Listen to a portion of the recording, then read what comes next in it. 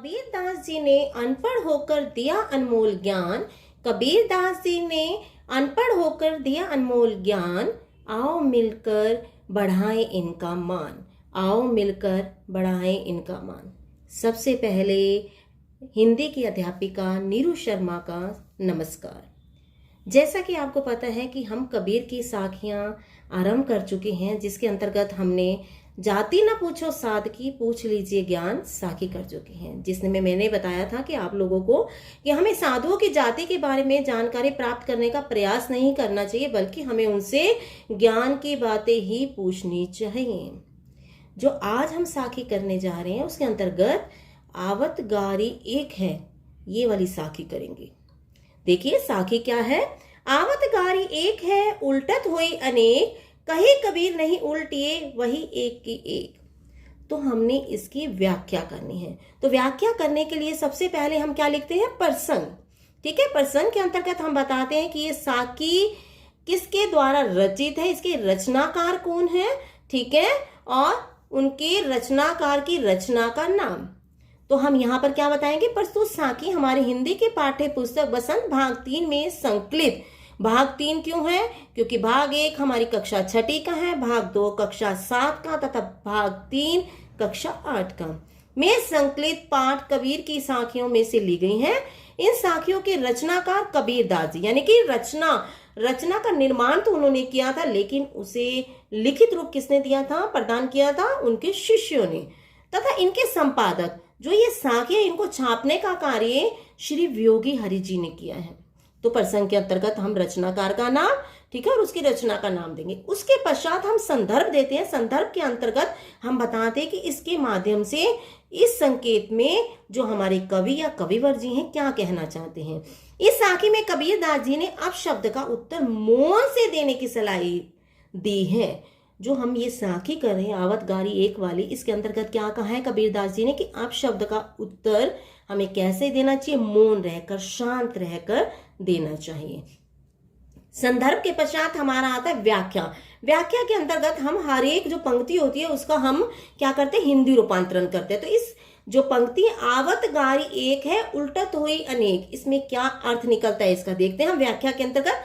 कबीर दास जी के अनुसार झगड़े के समय यदि एक व्यक्ति गाली देता है और हम भी उलटकर यानी पलटकर उसे भी गाली दे दे, तो गालियों की संख्या क्या हो जाएगी, अनेक हो जाएगी, यानी बढ़ जाएगी। यदि किसी के गाली देने पर हम मौन रहकर उसका उत्तर देते हैं, ठीक है, जो हमारी पंक्ति क्या थी, कहे कबीर नहीं उल्टिए वही एक की एक, तो यहाँ पर इसका अर्थ मैं बता रही हूं आपको। यदि किसी की गाली देने पर हम मौन रहकर उसका उत्तर देते हैं, अर्थात कोई जवाब नहीं देते, तो गाली की संख्या क्या रह जाएगी, एक ही रह जाएगी, वो एक से बढ़कर अनेक नहीं होगी। तो हमें क्या करना चाहिए, झगड़े के समय मौन रहना चाहिए। तो ये हम व्याख्या कर चुके हैं। व्याख्या के पश्चात क्या आता है, भावार्थ, यानी जो हमने एक भाव दिया है उसका अर्थ क्या है कि अब शब्द का जवाब आप शब्द से न दें। इससे क्या होता है, वैमनस्य मतलब होता है झगड़ा बढ़ता ही जाता है, ठीक है। और इसके पश्चात हम देते हैं विशेष। विशेष में हमने क्या करना है, क्योंकि जो हमने विशेष पहले दिया था, हमने बताया था सदुकड़ी भाषा, खिचड़ी भाषा या मिश्रित भाषा का प्रयोग किया गया है। तत्पश्चात हमने बताया था अलंकार, तद्भव शब्दावली का प्रयोग किया गया। यही हम जो विशेष पहले दिया था वही का वही देंगे, लेकिन इसके अंतर्गत हम उदाहरण अलंकार नहीं देंगे, स्वर मैत्री देंगे, क्योंकि अनेक क आ रहा है और एक में भी क आ रहा है, ठीक है। और जो अगली हमारी साखी थी वो थी, माला तो कर में फिरे जी फिरे मुख माही, मनवा तो दहु दिसी फिरे यह तो सुमरन नाही, ठीक है ना।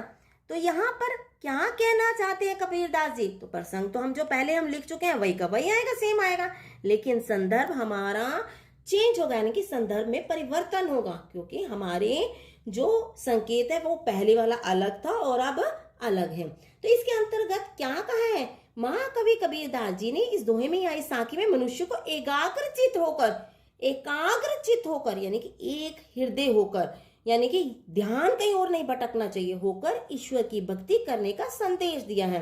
अपने हृदय को एक तरफ ही रखना चाहिए और ईश्वर की भक्ति तभी करनी चाहिए। सलाक में पहली पंक्ति थी, हम देखते हैं जरा। माला तो कर में फिरे, जीभ फिरे मुख माही, यानी कि माला तो हाथों में घूमती रहती है और जीभ हमारे मुख में। तो इसे मैं व्याख्या में कैसे दूंगी वो देखते हैं जरा। सलार देखिएगा, इन पंक्तियों में कवि ने प्रभु भक्ति का उल्लेख करते हुए कहा है, प्रभु की भक्ति का वर्णन, उल्लेख होता है वर्णन करते हुए कहा है कि जिस भक्त के ईश्वर स्मरण में माला उसके हाथ में फिरती रहती है और जीभ उसके मुख में घूमती रहती है, ठीक है। और दूसरी लाइन क्या थी, मनवा तो दहु दसी फिरे, यह तो सुमरन नाही, यानी कि उसका मन दसों दिशाओं में भटकता रहता है, यह तो ईश्वर की भक्ति करना नहीं है। तो हम इसको एक्सप्लेन और डिटेल में कैसे करेंगे कि उसका मन दसों दिशाओं में फिरता रहता है, अर्थात चंचल बना रहता है। दसों दिशाओं में फिरना मतलब चंचल बन जाना, भक्ति करना लेकिन हमारा मन कहीं और पहुंच जाना उसका, ठीक है। ऐसे में उस भक्त के द्वारा की जाने वाली जो ईश्वर की भक्ति है वो सच्ची नहीं होगी। राम राम राम राम और मन में आ रहा हो कि दरवाजा खटक रहा है, कोई आ तो नहीं गया, तो ऐसी ईश्वर की भक्ति सच्ची नहीं होती है।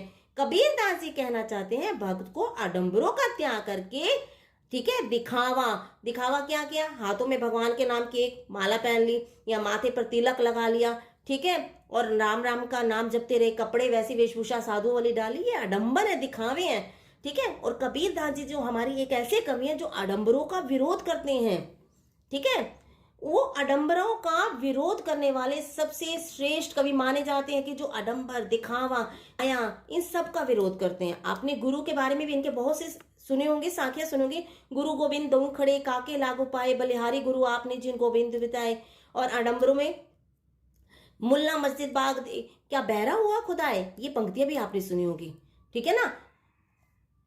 आडंबरों का त्याग करके अपने मन को वश में करना चाहिए, तभी उसे ईश्वर की प्राप्ति हो सकती है।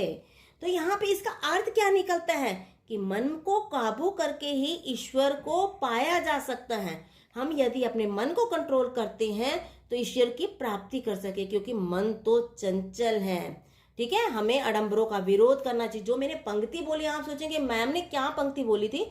आपने देखा होगा कि मुल्ला क्या करता है, सुबह सुबह आवाज देता है अल्लाह अल्लाह। तो क्या कहना चाहते हैं कबीर दास जी, क्या भगवान जो है या अल्लाह जो है वो क्या बह रहा है? अगर आप मन में शांत भाव से उसकी स्तुति करते हैं तो क्या वो आपके मन की बात को नहीं सुनेगा जो आप जोर जोर से दिखावा कर रहे हैं, ठीक है। उस आडंबर की बात मैं यहाँ कर रही थी, तो आप कहीं समझे कि मैम ने क्या बोला। तो इसका क्या अर्थ निकलता है कि इस साखी का हमारा अर्थ निकलता है कि मन को काबू रखना चाहिए, तभी हम ईश्वर की प्राप्ति कर सकते हैं, ईश्वर को पा सकते हैं। क्योंकि मन तो चंचल है, ये मन बहुत अधिक चंचल है। अगर आप स्कूल में भी हैं और स्कूल में क्या कर रहे हैं, आप काम कर रहे हैं और आपके घर में आपके भाई या बहन जो बाहर रहते हैं वो आ जाए, तो आपका मन वहां पर पहुंच जाएगा कि भैया क्या कर रहे होंगे या बहन क्या कर रही होगी। तो हमारे मन को चंचल बताया गया है क्योंकि वायु की गति से भी तेज एक स्थान से दूसरे स्थान पर पहुंच जाता है। तो विशेष हम पहले जैसा ही लिखेंगे, ठीक है। जो नेक्स्ट है वो हमारी है, कबीर घास ना नींदिए जो पांव तली होई, ठीक है, उड़ी पड़े जब आंख में खरी दुहेली होई। इसको एक्सप्लेन करते हैं, हम इसकी व्याख्या करते हैं। तो प्रसंग जो हमने पहले लिखा था वही लिखेंगे, रचनाकार वही है, ठीक है, संपादक वही है, उनकी रचना का नाम पहले ही आ चुका है। तो संदर्भ में हम बताएंगे कि इस दोहे में कबीर दास जी ने घास के माध्यम से निम्न वर्ग की अपेक्षा यानी कि उपेक्षा न करने की प्रेरणा दी है। क्या दी है कि हमें निम्न वर्ग को हीन नहीं समझना चाहिए, तुच्छ नहीं समझना चाहिए, ठीक है। तो व्याख्या में क्या आ जाएगा, पहली पंक्ति है कबीर घास ना निंदिए। कबीर दास जी के अनुसार घास की निंदा नहीं करनी चाहिए जो पांवों के नीचे होती है, नहीं जो पांव तली हुई मतलब जो पांव के नीचे होती है। तो इसकी हम डिटेल में और इसको कैसे एक्सप्लेन कर सकते हैं वो देखते हैं।